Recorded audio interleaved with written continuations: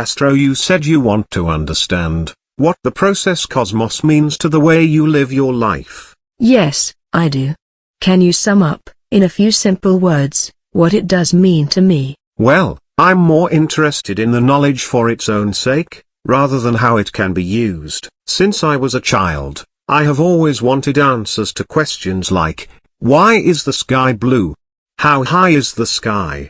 How big is the universe? What are stars made of? That's all very well, Phil.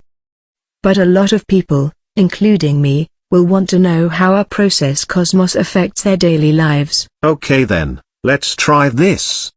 In the process cosmos, chance and constant change mean that you have more control.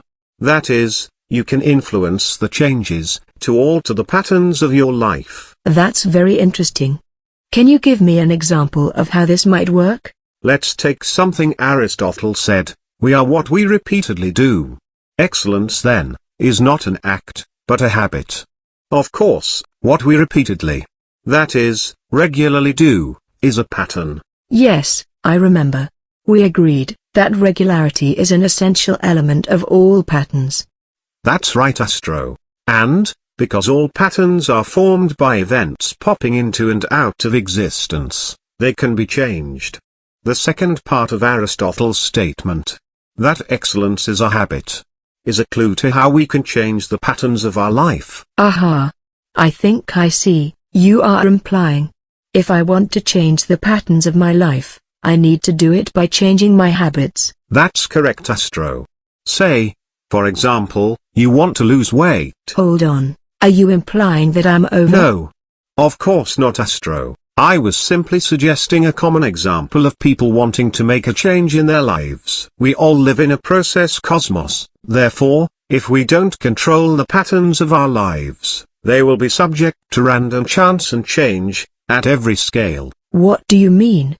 If the process cosmos is constantly changing, how do we gain this control?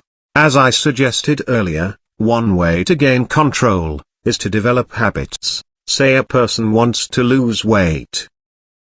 First, they need to set a target weight, to be achieved by a specific date. This will require a regular weight loss, over a certain period. Yes, of course, but where does the change of habit come in? Simply this. If the person does not change their eating and exercise habits, they will not achieve their target. How do they change their habits, Phil? That is a good question. To change a habit, requires a change of pattern. I'm confused. I thought habits and patterns were the same thing. Well, yes, a habit is a type of pattern.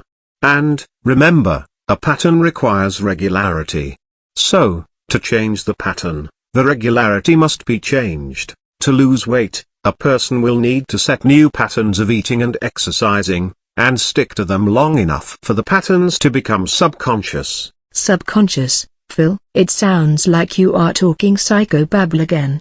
Are you qualified? Perhaps not. Next time we meet, I will bring a psychologist colleague.